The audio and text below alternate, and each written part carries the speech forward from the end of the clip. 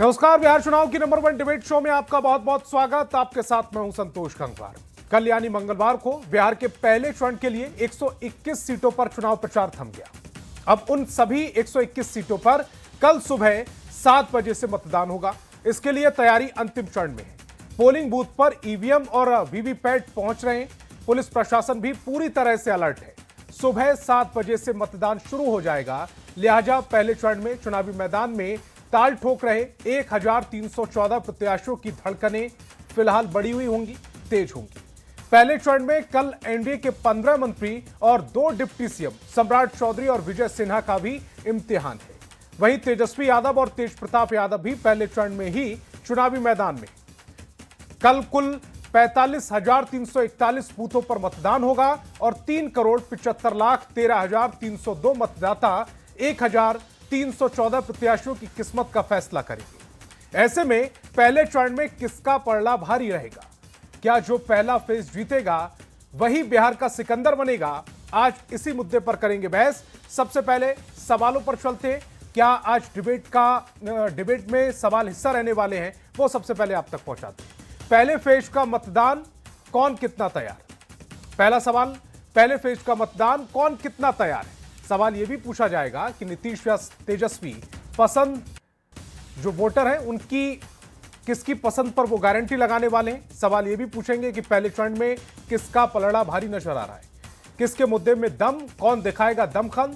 और सवाल यह भी पूछा जाएगा कि जो जीता पहला फेज क्या वही बनेगा सिकंदर, वही जीतेगा फाइनल रेस।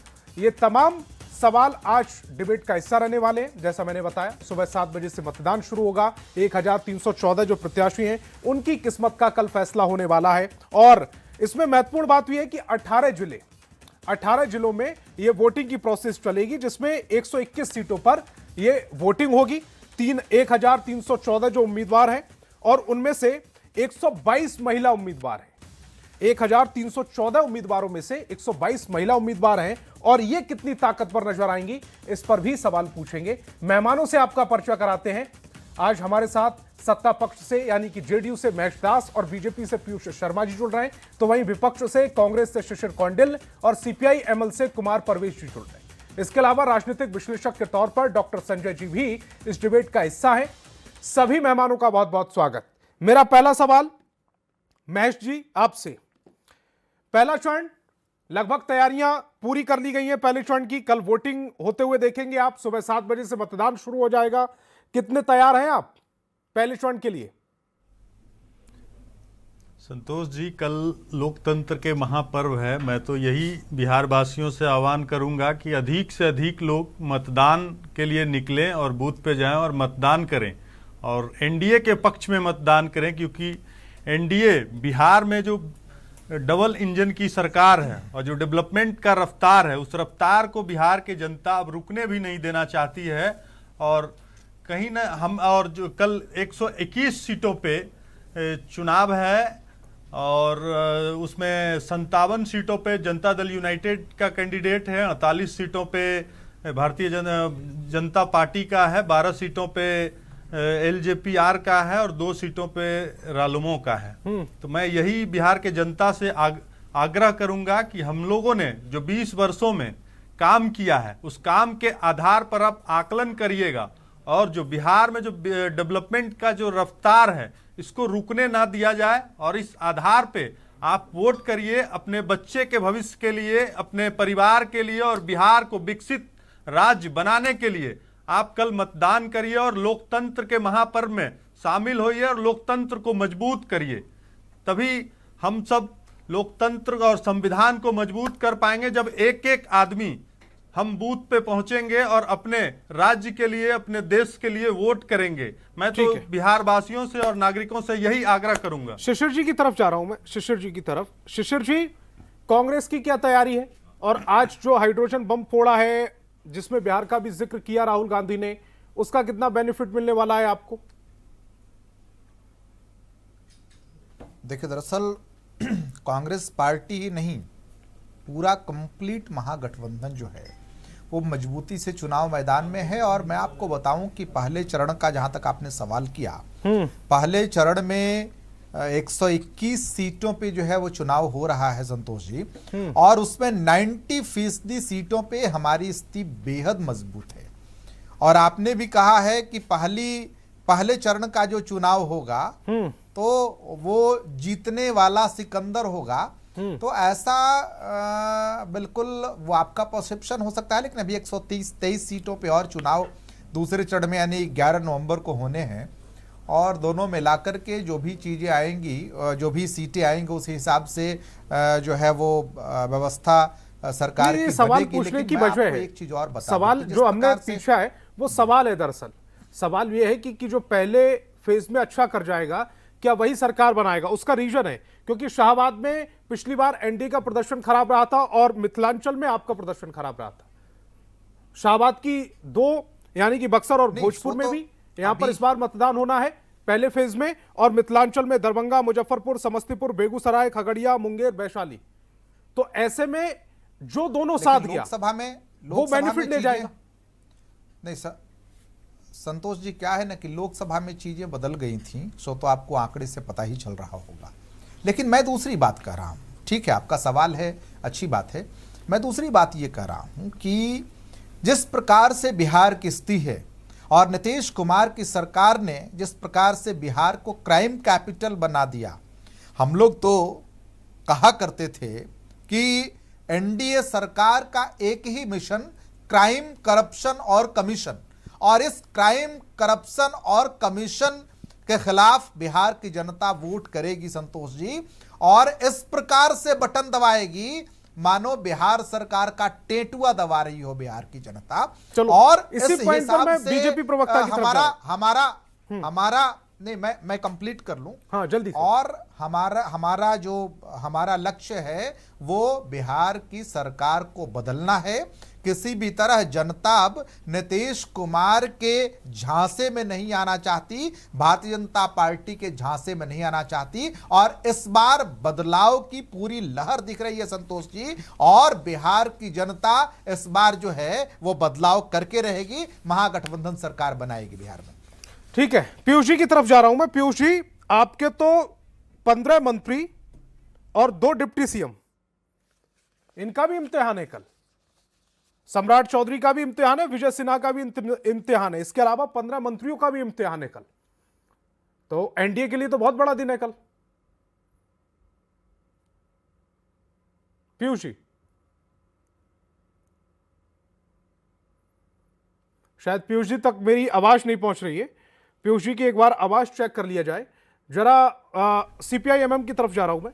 परवेश जी, कल इम्तिहान आपके लिए कितना कड़ा है और अपने आप को कितने नंबर देना चाह रहे हैं? अगर मैं पहले पूछ लूं कि आप कितनी सीटों पर अपनी विजय मानकर चल रहे हैं कि ये सीटें मेरी फाइनल हैं, ये हम जीत जाएंगे?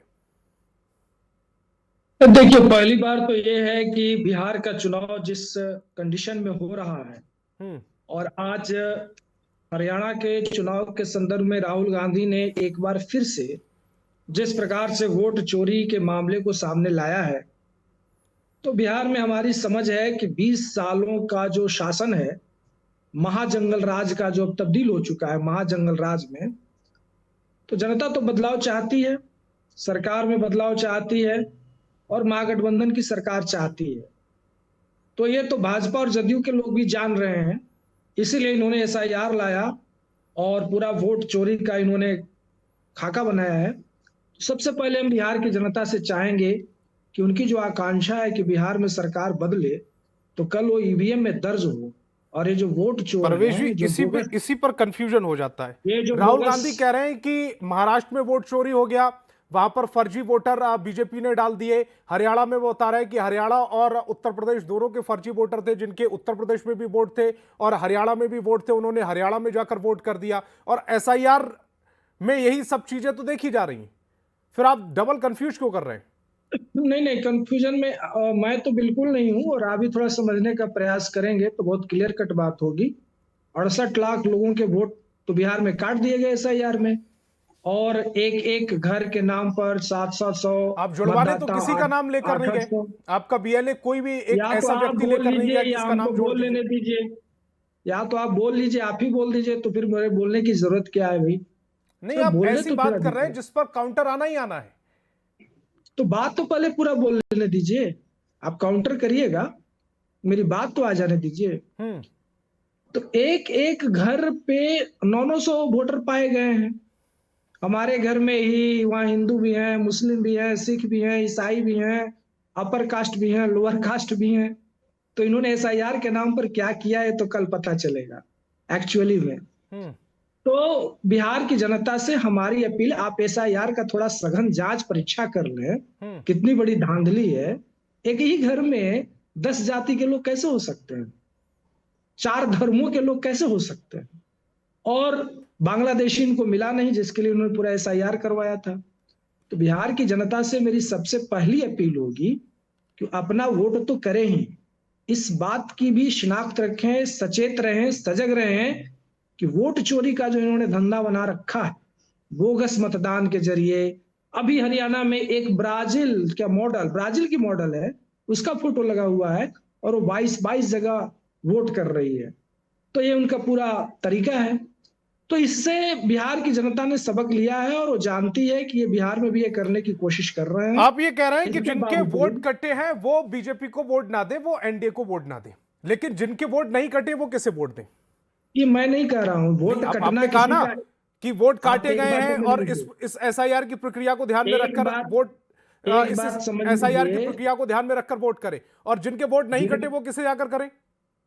जिनका वोट कट गया है उनका तो कट ही गया है, वो तो इस पूरी प्रक्रिया से ही बाहर हो गए। जो व्यक्ति जिसका जिनके वोट वोट नहीं कटा, बच जिसके गए परिवार हैं, का किसी व्यक्ति का वोट नहीं कटा, वो मानकर चले कि एसआईआर ठीक है।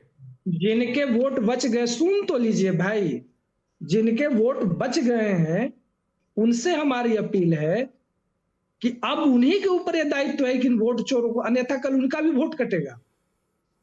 उनसे हमारी अपील है कि इन वोट चोरों को सबक सिखाएं, जिनके वोट बच गए हैं। मैं और उम्मीद करता आप हूं ये जो डर समझ पैदा लीजिए, करने की कोशिश कर रहा है इसका आप समझ फायदा नहीं आपको नहीं हो सर, जाए। आप देखिए, आप मैं सुनने डॉक्टर का संजय थोड़ा जी की धैर्य तरफ जा रखिए। रहा हूं। देखिए, नहीं नहीं, समय आप सबको एक बराबर मेरी देना बात, होता है। डिबेट आप का मेरी बात सुन डिबेट नहीं रहे करने हैं। का एक सलीका होता है, समय सबको बराबर देना होता है। नहीं नहीं तो तो फिर आप तो अपनी महेश दास बात जी कर रहे उंगली हैं उठा ना। रहे हैं, वो मुझ पर आरोप लगा देंगे कि आप परवेश भाई से ज्यादा मोहब्बत रखते हैं। जैसे आप एसआईआर को लेकर आरोप लगा रहे हैं, वो मुझ पर आरोप लगा देंगे।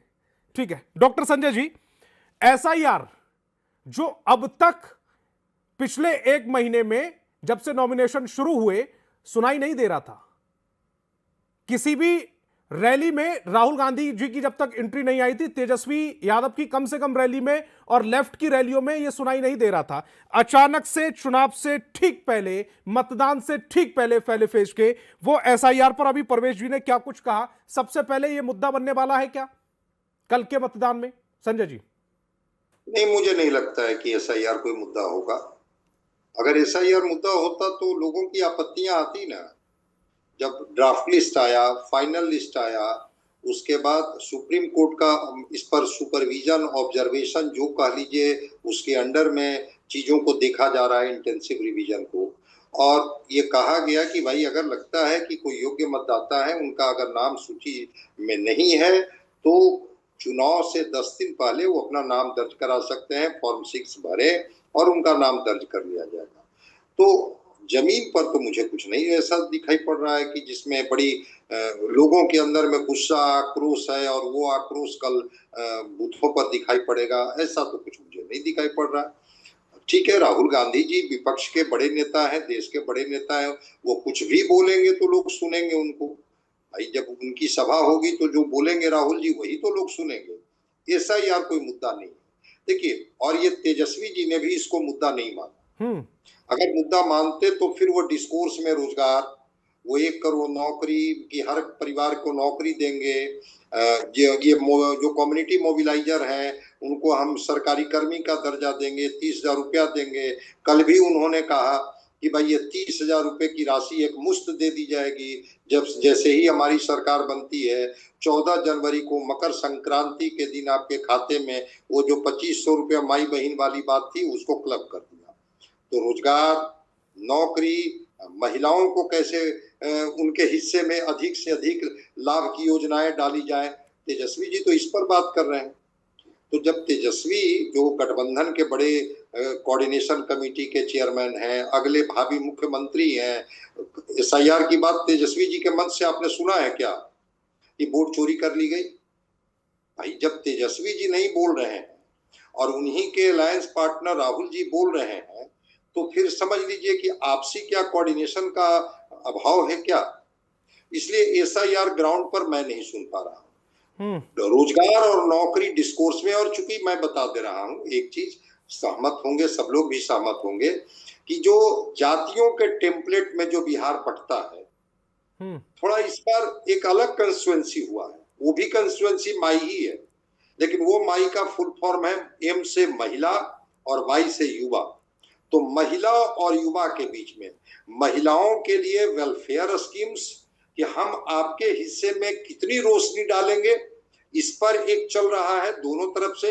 एनडीए भी कोशिश कर रही है, इंडिया गठबंधन भी कर रही है कि महिलाएं कैसे हमारे साथ जुड़े। और फिर ये जो युवा है कि उन युवाओं के सपने कैसे आकार लेंगे, उनके हिस्से में नौकरी और रोजगार कैसे आएगी, इस पर एनडीए भी बात कर रही है कि 1 करोड़ नौकरी देंगे। तेजस्वी जी भी कह रहे हैं कि जब हमारी सरकार बनेगी तो हम हर घर को एक नौकरी देंगे। तो जब नौकरी, उनके लिए वेलफेयर स्कीम्स, जब इसकी बात हो रही है तो मैं नहीं समझता हूं कि डिस्कोर्स में अब एसआईआर जैसी कोई बात है। रह गई बात कि हाँ, मैं जरूर कहूंगा, अब जिनके साथ भी हैं, जिस विचारधारा के साथ भी हैं, सरकार के साथ हैं, सरकार को बदलाव चाहते हैं, तो बिल्कुल अधिक से अधिक संख्या में मतदान केंद्र पर जाए और मत दे करके वो लोकतंत्र के इस ताकत को बताएं। क्योंकि होता यही है, बिहार में लोग बोलते बहुत हैं लेकिन टर्नआउट का परसेंटेज कम हो जाता है। दूसरे राज्यों से अगर कंपेयर करेंगे तो न जाने क्यों टर्नआउट बहुत कम होता है। डिस्कोर्स करते बहुत लोग मिल जाएंगे सड़कों पर, वो पक्ष में बोलेंगे, विपक्ष में बोलेंगे, बदल देनी है, रख लेनी है। जब उनको मतदान केंद्र पर पहुंचनी होती है तब फिर चीजें वहां पर ये हो जाती है। इस बार का चुनाव बड़ा इंटरेस्टिंग चुनाव है, लोकतंत्र परिपक्व हो रहा है। देखते हैं कि महिला मतदाता, जिन महिलाओं के हिस्से की बात की जा रही है, जैसे लग रहा है कि बिहार में महिलाओं के लिए तो बसंत आ गया है। जितनी भी योजनाएं हैं वो महिलाओं के लिए ही जा रही है। वो 35% रिजर्वेशन हो, चाहे उनके लिए जीविका दीदियों के लिए हो कि भाई इतना इंसेंटिव दिया जाएगा, इस तरह से आपको सरकारी कर्मी बनाया जाएगा, 2 लाख रुपए की राशि आपको दी जाएगी। अब उस इकोनॉमिक्स को तो मैं भी नहीं कभी कभी समझ पाता हूं कि जिस राज्य का अपनी आमदनी 59,000 करोड़ रुपए की है, जो केंद्र से जो पैसा मिलता है वो 1,59,000 के करीब है। 18 से 20% कर्ज पर जिस राज्य का योजनाएं तय होती हैं, चाहे वो ये कैपिटल इन्वेस्टमेंट हो, चाहे इनका जो रेगुलर एक्सपेंडिचर हो, वो राज्य में इतने 3 गुना, 4 गुना, 5 गुना राशि की बात हो रही है, दोनों तरफ से हो रही है। ये मैं नहीं कहूंगा कि ये इंडिया गठबंधन कर रही है और इंडिया गठबंधन कोई उसमें पीछे है। इतना यूनिट बिजली फ्री, इस तरह की सुविधा बिल्कुल चलना चाहिए, वेलफेयर का स्कीम। लेकिन ये चुनाव के वक्त ही क्यों, ये इस पर मेरे मन में बराबर सवाल होता है कि अगर बिहार और बिहार की जनता की बेहतरी के लिए आपके मन मस्तिष्क में इतना ही अच्छा ब्लूप्रिंट था, फिर बाकी दिन क्यों ये चीजें रख दी जाती है किनारे और चुनाव के वक्त में सारी चीजें आती हैं। तो डिस्कोर्स में महिला है और डिस्कोर्स में युवा है, जिसकी आबादी 58% से लेकर के 60% है। तो वो जो युवा है और वो जो महिला है, उनके मन मस्तिष्क पर किस तरह का प्रभाव एनडीए डाल पाई, किस तरह का प्रभाव इंडिया गठबंधन डाल पाई, कल तो वो मतदान केंद्र पर होंगे और कल शाम में हम लोग बात करेंगे। लेकिन हाँ, अधिक से अधिक संख्या में जाए और टर्नआउट पर हम लोग बात करेंगे। इस बार टर्नआउट होना चाहिए। महिलाएं तो टर्नआउट में बेहतर करके दिखा रही हैं, पुरुष पिछड़ जा रहे हैं। ठीक है, मैं जेडीयू प्रवक्ता की तरफ, महेश दास जी की तरफ जा रहा हूं। आप कुछ कहना भी चाह रहे थे तो अपनी बात को भी रखिएगा। और ये जो महिला प्लस युवा जिस पर फोकस रहा है गठबंधन, दोनों ही गठबंधनों का, एनडीए का भी और महागठबंधन का भी, क्या लग रहा है महिलाएं किधर जा रही हैं?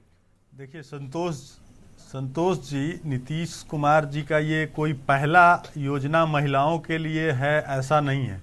जब वो 2005 में बिहार के सत्ता संभाले तो 2006 में उन्होंने तुरंत पंचायती राज व्यवस्था में 50% आरक्षण का व्यवस्था करके उनको राजनीतिक रूप से सशक्त किया, बच्चियों को साइकिल देकर उनको स्कूल जाने के लिए प्रेरित किया, उनको 35% महिलाओं को आरक्षण देकर नौकरियों में कैसे उनका रिप्रेजेंटेशन बढ़े उनके लिए किया। आप देखेंगे कि आज के समय में पूरे देश में सबसे अधिक महिला जनप्रतिनिधि अगर कहीं है तो बिहार में है। पुलिस बल में अगर महिला कहीं है पूरे देश में तो सबसे अधिक बिहार में है। जीविका मॉडल, आप जीविका मॉडल विश्वास नहीं करेंगे संतोष जी कि जीविका मॉडल को स्टडी करने के लिए विदेश के 6 देश 1 महीना पहले बिहार आया था, और उसमें इंक्लूडिंग साउथ अफ्रीका, और यहाँ के जीविका मॉडल को अपनाया है। वहां साइकिल योजना, जो बालिका साइकिल योजना जो तो महागठबंधन ये थोड़ी कह रहा है कि जीविका दीदी की जो योजना है उनको हटा देंगे, जीविका मॉडल को हटा देंगे, वो तो उनको परमानेंट करने की बात कर रहा है। खैर पीयूष जी मेरे साथ जुड़ गए। पीयूष जी बड़ा देरी से जुड़े आप, आपकी अब आवाज पहुंच रही मेरी आप तक? जी आवाज आपको मिल रही है। पहले चरण का मतदान बीजेपी कितनी तैयार?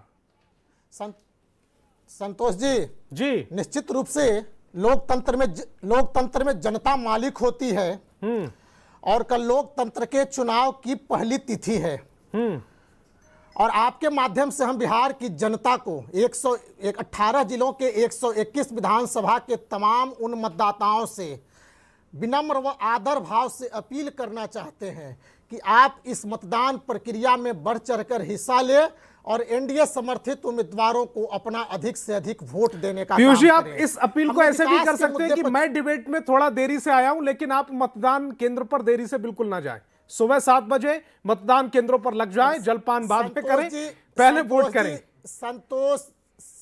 संतोष जी, आपने सभी प्रवक्ताओं को काफी समय दिया। जी मैं आपको समय दे रहा हूं, कारण से मैं जुड़ नहीं पाया था। जी संतोष जी, मैं आपको बता देना चाहता हूं कि एनडीए गठबंधन जिस प्रकार से सीटों के बंटवारे में सबसे प्रथम करने का काम किया, उम्मीदवारों का चयन सबसे पहले किया, उसी प्रकार एनडीए के तमाम नेताओं ने अपने प्रचार प्रसार में पूरी ताकत के साथ 18 जिलों के 121 विधानसभाओं में जिस प्रकार से प्रचार करने का काम किया है, और उन सभाओं में जिस प्रकार से महिलाओं की बड़ी तादाद जुटी थी, यह सीधा संदेश दिखाता है, यह स्पष्ट प्रदर्शित करता है कि बिहार की आधी आबादी महिलाओं और खास करके युवाओं ने यह मान लिया है, यह ठान लिया है कि इस बार फिर हम एनडीए की सरकार को चुनने का काम करेंगे। पिछले 20 वर्षों में हम लगातार जो विकास का काम, जो बिहार बीमारू राज्य था, और बीमारू राज्य से बिहार के लोकप्रिय मुख्यमंत्री नीतीश कुमार जी के नेतृत्व में भारतीय जनता पार्टी के साथ जो बिहार को बीमारू राज्य से बाहर निकालने का काम किया गया है, जो लालटेन युग से बिजली युग में पहुंचाने का काम हमारी सरकार ने किया है, हम उसके आधार पर बिहार के 121 विधानसभा के मतदाताओं से अपील करते हैं, आदर और विनम्र भाव से अपील करते हैं कि आप अधिक से अधिक मतदान में हिस्सा लें और एनडीए समर्थित उम्मीदवारों को वोट देने का काम करें। देखिए, भारतीय जनता पार्टी के तमाम नेताओं ने आह्वान करने का काम किया है, एक नए चेहरे के साथ जंगल राज की जो आगाज हुई है उसको रोकने का, और बिहार के मतदाताओं ने स्पष्ट रूप में जो बिहार के एनडीए के जो ठीक है पीयूष जी, ये तो तय होगा ना कल, ये तो मतदाताओं पर छोड़ दीजिएगा, मतदाताओं पर छोड़ दीजिएगा। आपने प्रचार पहले कर चुके हैं, जो प्रचार का समय भी खत्म हो चुका है। अब यहाँ पर हम पॉइंट्स रख रहे थे, मैं दोबारा से आ जाऊंगा आपके पास, मैं दोबारा से आ जाऊंगा। शिशिर जी, प्रचंड और ऐतिहासिक सभा में जो भीड़ जुटती थी, वह सभा स्पष्ट दिखाई देती थी कि बिहार की जनता एनडीए के पक्ष में। ठीक है, जो आपने शीर्षक बनाया है, ठीक है, मैं शिशिर जी की तरफ जा रहा हूं। पीयूष जी आऊंगा, दोबारा से भी आऊंगा आपके पास। एक टर्न ही हुआ है, उस टर्न में मैंने आपको ले लिया। पीयूष जी, शिशिर जी, जो प्रधानमंत्री कह रहे हैं या बाकी एनडीए के नेता कह रहे हैं ये चुनाव विनाश वर्सेस विकास का है, और आप कह रहे हैं ये करप्शन और भ्रष्टाचार और जिस तरह से पलायन हो रहा है बिहार में, बिहार पिछड़ गया, उसका चुनाव है। किसके मुद्दे ज्यादा सटीक जनता के दिमाग पर उतर पाए हैं, क्या लग रहा है ग्राउंड पर? आप तो काफी घूमे भी हैं। दरअसल क्या है संतोष जी, मैं आपको बताऊं कि प्रधानमंत्री जी को झूठ बोलने में ऑस्कर मिलना चाहिए। अगर इस देश का कोई एक लीडर आंख में आंख डाल करके झूठ बोलता है तो वो हैं इस देश के प्रधानमंत्री माननीय नरेंद्र मोदी जी। अब मैं आपको दूसरी बात बताऊं, दरअसल विकास और विनाश की बात जो प्रधानमंत्री जी कर रहे हैं, आपको मैं बताऊं संतोष जी कि जब प्रधानमंत्री जी बिहार आते हैं तो प्रधानमंत्री जी बात करते हैं 5 किलो अनाज की, और जब प्रधानमंत्री जी बड़ोदरा जाते हैं तो वो बात करते हैं सेमीकंडक्टर की फैक्ट्री लगाने, वो बात करते हैं क्या अपने समय पर ये डिबेट खराब हो जाती है, ये इसमें डिबेट खराब हो जाती है। बेसिकली नहीं, इनको उतावलेपन की बीमारी है। अब दोनों आप एक स्टूडियो में बैठे होंगे तो फिर दोनों की दूसरे माइक से आपकी आवाज आ जाएगी। पीयूष जी, ये पीयूष जी की आवाज डाउन करें, इनको जरा बोलिए, डेकोरम को मेंटेन करें। पीयूष जी, मेरी डिबेट में ऐसा नहीं होता, आप जानते हैं, पहली बार मेरी डिबेट में नहीं बैठ रहे हैं आप अपने समय पर नोट कर लीजिएगा, जिसका जवाब देना चाहते हैं तमाम पॉइंट्स नोट कर लीजिएगा, उनका जवाब दीजिएगा। शिशिर जी,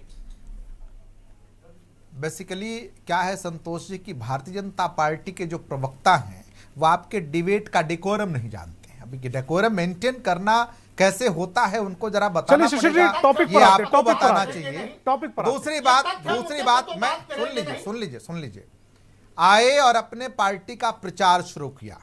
बेसिकली इश्यूज पे बात जब हो रही है, मैं इश्यूज पे बात कर रहा हूं संतोष जी। आपके चैनल पे मैंने प्रधानमंत्री जी का स्टेटमेंट कोट किया है, यह स्टेटमेंट रिकॉर्ड में है, पब्लिक डोमेन में है, कि जब बड़ोदरा जाते हैं प्रधानमंत्री जी तो प्रधानमंत्री जी वहां सेमीकंडक्टर की फैक्ट्री लगाने की बात करते हैं, एशिया के सबसे बड़े इन्वेस्टमेंट लाने की बात करते हैं।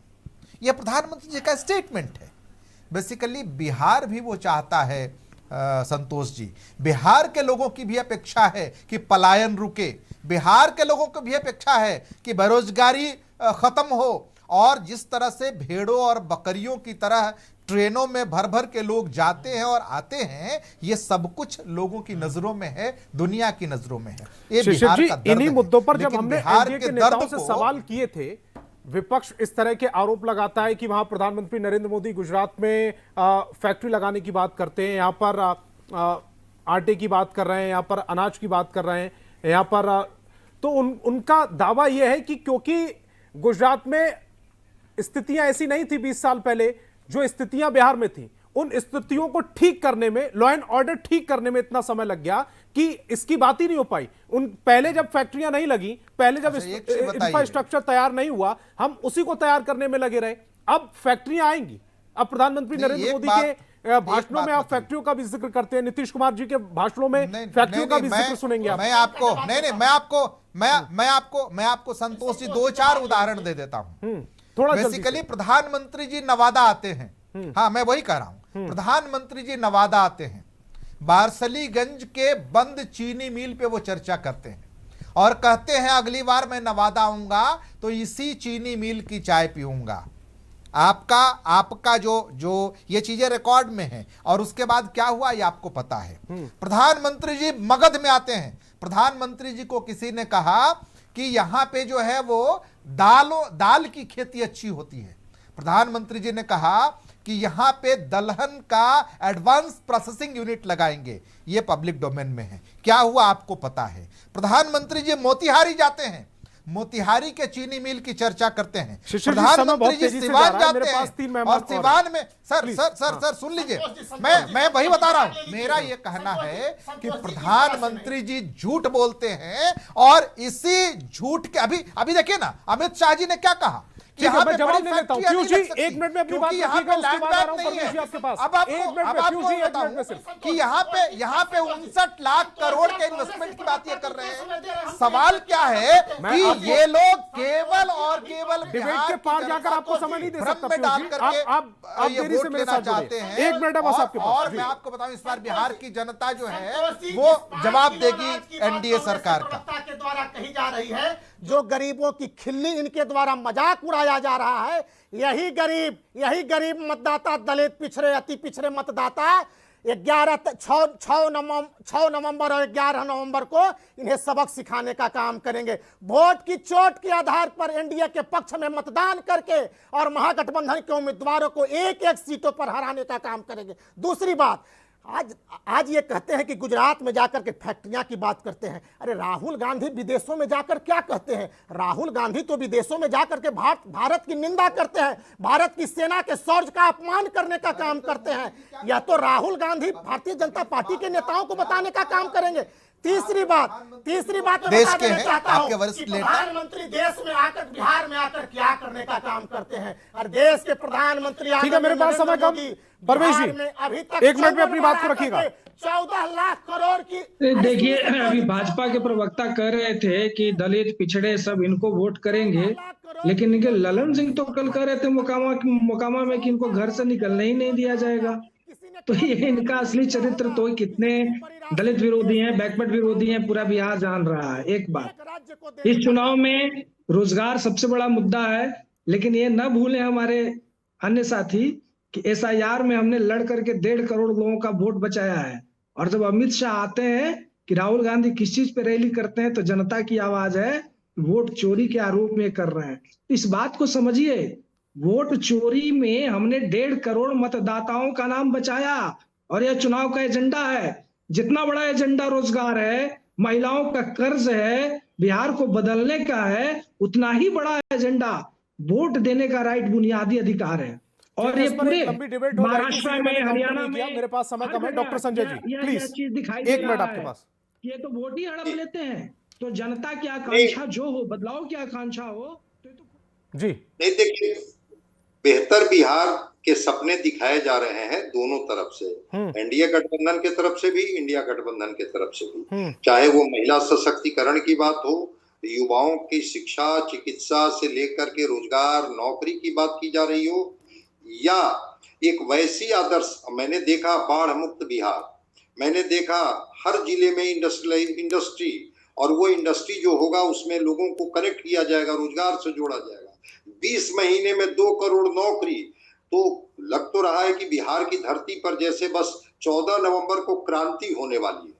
वो सरकार तो किन्हीं की बनेगी, वो इंडिया गठबंधन की बने चाहे इंडिया गठबंधन की बने, लेकिन मैं कह रहा हूं कि भाई जाइए, जिनके पक्ष में भी आप खड़े हो उनको जाकर के मत दे आइए, क्योंकि मैनिफेस्टो तो अभी आपके पास भी होगा, हमारे पास भी है, सबके पास भी है। तो एक ऐसा गुलाबी तस्वीर बिहार की रखी गई है कि लगता है कि 14 जनवरी के बाद अब ये बिहार की तस्वीर बिल्कुल 14 नवंबर के बाद एकदम सुनहली गुलाबी अच्छी तस्वीर का साक्षात्कार बिहारी करेंगे। काश ऐसा हो पाता। ठीक है, आपके वादे हैं, और अगर वादे आकार लेंगे तो जनता जरूर आप पर भरोसा करेगी। और अगर उम्मीद ये कर रहे हैं कि जो सुनहरे सपने दिखाए जा रहे हैं डॉक्टर संजय जी, ये हकीकत हो जाए, कम से कम बिहार का भला हो जाए। इसी पॉइंट पर इस डिबेट को यहीं रोकता हूं। तमाम मेहमान मेरे साथ जुड़े, आपका बहुत बहुत शुक्रिया। और आगे देखिए चुनाव एक्सप्रेस।